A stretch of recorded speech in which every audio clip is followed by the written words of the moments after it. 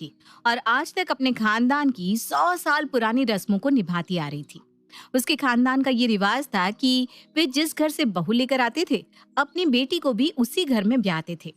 कहने का मतलब है कि उनके खानदान में प्रचलन था कि बेटी दो बहू लो। अब बुजुर्गों ने ये परंपरा क्या सोचकर बनाई, ये तो कोई नहीं जानता। लेकिन हमारे हिंदुस्तान की यही खास बात है कि परंपरा को आने वाली पीढ़ियां अपना धर्म समझकर बस निभाती चली जाती हैं। तो भाई उर्मिला ने तो ऐलान कर दिया था कि वो शादी तो अपने बेटा बेटी की एक ही मंडप से करेगी। उसी घर से बारात आएगी और उसी घर को बारात जाएगी। उर्मिला की जिद के कारण दोनों बच्चों के लिए सही रिश्ता ढूंढना बहुत ही कठिन हो गया था, क्योंकि आज के मॉडर्न परिवेश में ऐसी पुरानी परंपराएं निभा पाना लगभग असंभव सा है। उर्मिला, तेरी बेटी शर्मिला के लिए आज मैं एक बहुत ही बढ़िया रिश्ता लेकर आई हूँ। मेरी बेटी की सहेली है ना रक्षा, उसकी मम्मी तेरी शर्मिला को बहुत पसंद करती है। भाई मैंने तो बीच में पढ़ने की बजाय तेरा पता उन्हें दे दिया है। थोड़ी देर में वो लोग तेरे घर पहुँचते ही होंगे। अब तू जाने और तेरा काम जाने। अच्छा किया तूने। ये सारी बातें ना फोन पर हो भी नहीं पाती। सामने बैठकर बातें करेंगे तो सब बातें साफ भी हो जाती हैं। कुछ देर के बाद शर्मिला के लिए रिश्ता लेकर एक महिला उनके घर आती है। बहन जी, आपकी बेटी शर्मिला मेरी बेटी के साथ कॉलेज में पढ़ती थी। आपकी बेटी शर्मिला तो मुझे कॉलेज के समय से ही बहुत पसंद है। आप भी एक बार आकर मेरे बेटे से मिल लीजिए ना, फिर हम इस रिश्ते को आगे बढ़ाने के लिए बात कर सकते हैं। बेटा तो आपका वाकई बहुत ही लायक है, लेकिन बहन जी मेरी एक शर्त है। शर्त क्या, आप इसे हमारे खानदान की परंपरा समझ लीजिए कि हम बेटी का रिश्ता उसी घर में करते हैं जहां से हमें अपने बेटे के लिए दुल्हन भी मिल सके। ये क्या बात करिए बहन जी आप, मैं कुछ समझी नहीं।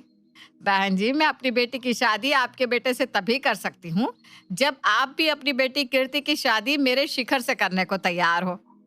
अरे ये क्या परंपरा हुई, ये तो बड़ी बेतुकी बात है। अपनी ननद को भाभी कौन बनाता है? इस तरह तो सारे रिश्तों की बलि चढ़ जाएगी। न भाई भाई रहेगा, न साला साला रहेगा। कौन किसे भाभी कहेगा, कौन किसे ननद? आपकी बात का ना कोई तुक ही नहीं है। माफ कीजिए बहन जी, लेकिन आपकी बात हमें बिल्कुल पसंद नहीं आई।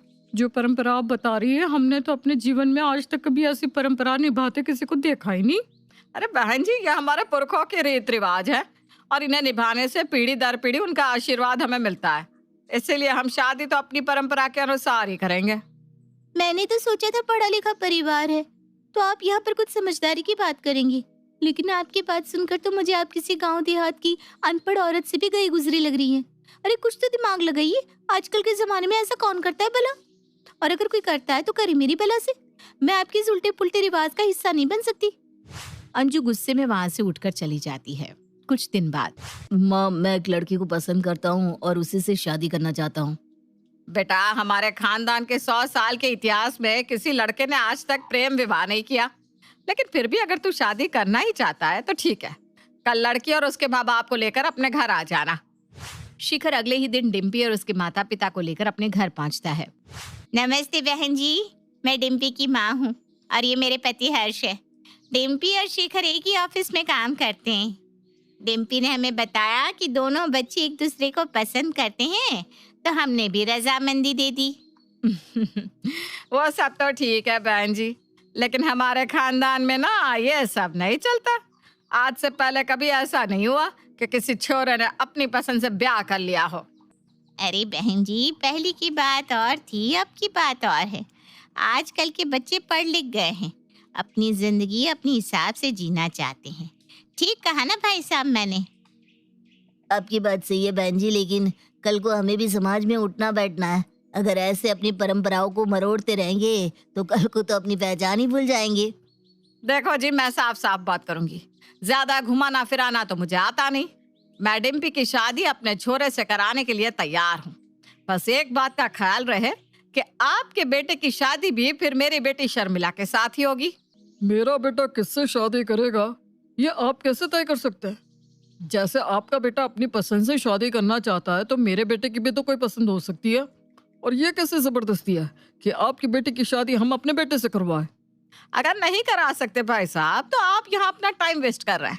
मेरा छोरा आपकी बेटी से शादी नहीं करेगा। अंकल प्लीज, ये हमारे यहाँ की रस्म है, आप हाँ कर दीजिए ना। मेरी बहन बहुत अच्छी है, आप लोग बहुत खुश रहेंगे उसके साथ। आई कांट बिलीव शिखर, तुम भी अपनी माँ की भाषा बोल रहे हो। मतलब तुम भी उन्हें सपोर्ट करती हो।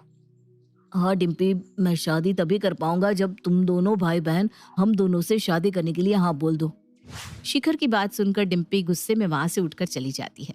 इसी तरह एक के बाद एक कई रिश्ते आते हैं, लेकिन हर बार एक ही अड़चन आ जाने के कारण रिश्ता टूट जाता है। काफी समय तक रिश्ता ढूंढने के बाद आखिरकार उर्मिला को एक ऐसा परिवार मिल ही जाता है जहां पर उनकी ही तरह बेटी दो बहू लो वाला रिवाज था। उर्मिला की समधन गुलाबो देवी। बहन जी, देखो हम तो गांव के रहने वाले हैं। रुपया पैसे की हमारे घर में कोई कमी नहीं, लेकिन गांव छोड़कर हम बाहर जाकर बसने में यकीन नहीं करते। भाई, अपनी जड़ें तो गांव और उसकी परंपराओं में ही होती है। उन्हें भूलकर कोई ऊपर कैसे उठ सकता है, हैं? इसलिए शहर का रिश्ता हमें तो कुछ खास पसंद है ही नहीं। ऐसी बात नहीं है बहन जी। गांव और शहर तो हर किसी की अपनी अपनी पसंद है कि कोई कहाँ रहना चाहता है। उसमें जड़ छोड़ने जैसी कोई बात नहीं। हम भी बरसों से शहर में रह रहे हैं। पैसा ईश्वर की दया से बहुत है। और रही जड़ों की बात, तो अपने संस्कार रीति रिवाज हम शहर में रहकर भी भूले नहीं है। उर्मिला को गुलाबो देवी की बातें थोड़ी अटपटी लग रही थी, लेकिन जब वो गुलाबो के बेटे अनिरुद्ध और बेटी अनन्या से मिली तो उसकी नजर उन दोनों पर ठहर सी गई। बहन जी, छोरा तो खूब लंबा चौड़ा है। क्या काम करता है? पुलिस में है क्या? हमारी इतनी जमीन जायदाद है, सब छोरे की ही तो है। फिर हमारा छोरा क्यों किसी की चाकरी करे? खुद मालिक है जी अपनी मर्जी का। 3 जिम है मेरे अनिरुद्ध के, तीनों अपनी कमाई से बनाए इसने। मेरे बेटी की काठी का साथ गांव में ढूंढने पर भी न मिलेगा आपको कोई। और बेटी बेटी क्या करती है आपकी? बेटी से क्या कुश्ती लड़वाएंगे हम, हैं? गांव के स्कूल से 12वीं करा दी थी, उसके बाद गृहस्थी के काम सिखाए और क्या। आंटी जी, मैंने पीजी किया हुआ है इकोनॉमिक्स में। घर वालों ने कॉलेज जाकर पढ़ाई की परमिशन नहीं दी, तो मैंने डिस्टेंस एजुकेशन से पढ़ाई की है। बहुत बढ़िया बेटा। अच्छा बहन जी, चलते हैं, हम आपको सोचकर जवाब देते हैं। उर्मिला बेहद चिंता में थी। अनन्या की तरफ से तो वो निश्चिंत थी, लेकिन अपनी बेटी को गांव में एक बॉडी बिल्डर से ब्याहने में उसे अभी भी संकोच हो रहा था। बेटे बेटी को एक ही घर में ब्याहने की रस्म के कारण उर्मिला के दोनों बच्चे अब 30 पार हो चुके थे। बेटा शिखर, समझ में ही नहीं आ रहा कि क्या करूं। इतने बरसों तक खोजने के बाद ये रिश्ता मिला है। अगर इसे भी जाने दिया तो शायद तुम दोनों की शादी की उम्र ही निकल जाए। लेकिन जाने क्यों गुलाबो बहन जी के यहाँ रिश्ता करने में मेरा मन उतना मजबूत नहीं हो रहा। मम्मी, मुझे लगता है कोई भी फैसला लेने से पहले आपको एक बार पापा और शर्मिला से बात कर लेनी चाहिए। मम्मी, मैं नहीं चाहती कि मेरी वजह से भैया भी जीवन भर ऐसे ही कंवारे बैठे रहे। कोई बात नहीं, मैं अनिरुद्ध के साथ एडजस्ट कर लूंगी। वैसे कोई जरूरी तो नहीं कि हर लड़का नौकरी ही करे, किसी की अलग चॉइस भी तो हो सकती है। मुझे लगता है अनिरुद्ध में कोई कमी तो है नहीं जो मैं इनकार करूं, इसलिए मेरी तरफ से हाँ ही है। बाकी तो सबकी अपनी अपनी किस्मत होती है। अगर बच्चों को रिश्ता पसंद है तो ठीक है, मुझे भी इस रिश्ते से कोई एतराज नहीं है। लेकिन एक बात का ख्याल रखना बेटा, ससुराल में कभी भी गलत बात करना नहीं और ज्यादती किसी की सहना नहीं। शादी होने का मतलब ये नहीं कि हमने बेटी का सौदा कर दिया। बेटा, माता पिता को हमेशा अपने सुख दुख का हिस्सा बनाना।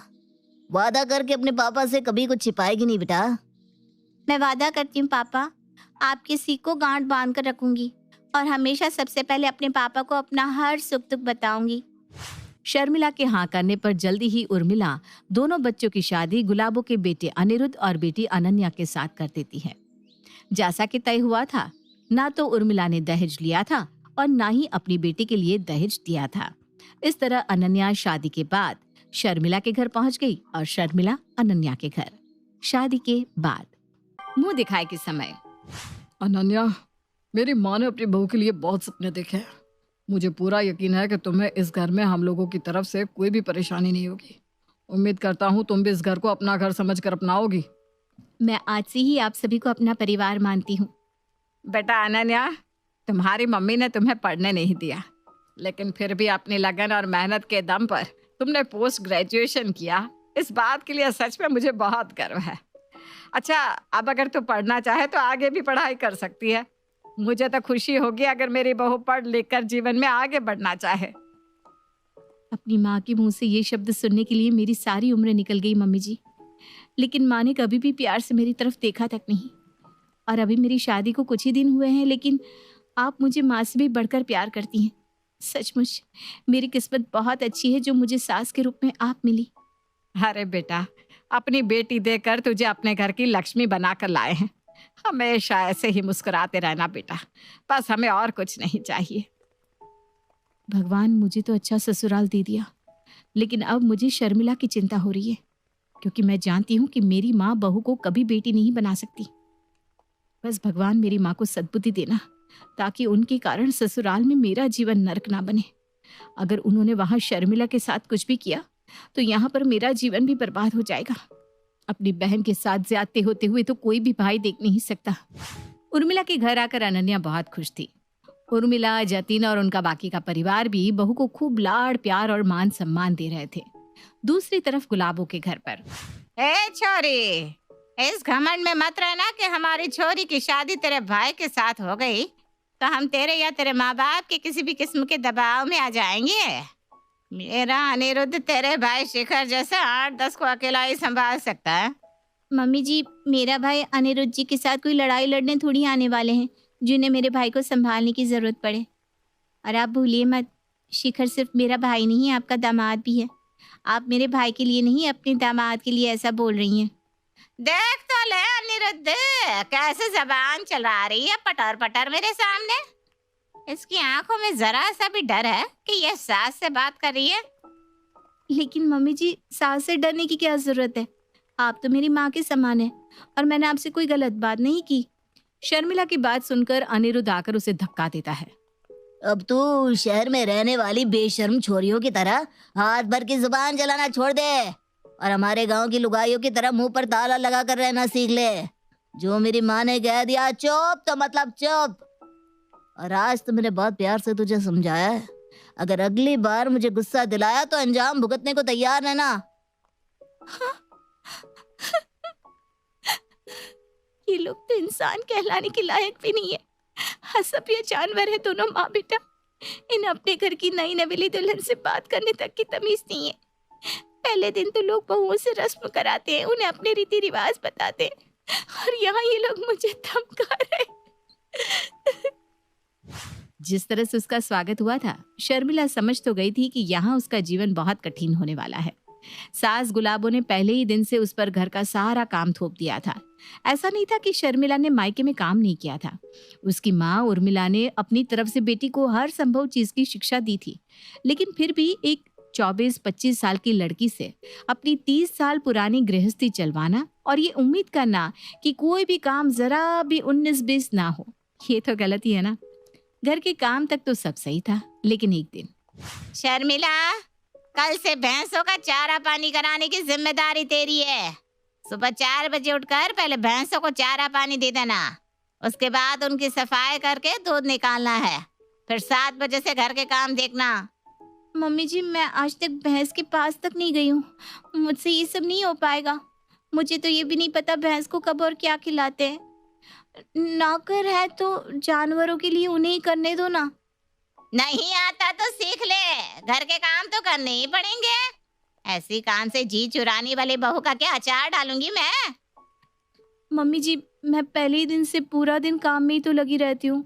अब और वर्कलोड नहीं लेना चाहती, मुझसे नहीं हो पाएगा। मेरी तबीयत पहले ही खराब है। अनिरुद्ध, इसे पटक करा इसके मायके। तबीयत खराब रहती है तो पहले इलाज कराना चाहिए था ना छोरे का। हमारे गले बीमारी क्या करने को बांध दी इसकी माँ ने। बाप, पता नहीं आपने क्यों पसंद किया इस मरियल सी छोरी को। इसके बस का कुछ नहीं है। मैं कल ही इसे इसके मायके छोड़कर आऊंगा। अच्छी तरह घी दूध बादाम खाकर आना अगली बार, अगर मेरी पत्नी बने रहना है तो। नहीं तो वापस आने की कोई जरूरत नहीं है। शर्मिला के माफी मांगने पर भी अनिरुद्ध अगले ही दिन उसे उसके मायके छोड़ाता है। मायके आकर वो देखती है कि उसकी भाभी कितने सुकून से उसके घर में रह रही है और उसकी माँ उसे पलकों पर बिठा कर रख रही है, जबकि उसकी जिंदगी एक नौकरानी से भी बदतर हो गई है। ये देखकर उसकी आंखों में आंसू आ जाते हैं। भाभी, एक बात सच सच बताना, आप ठीक तो हो ना?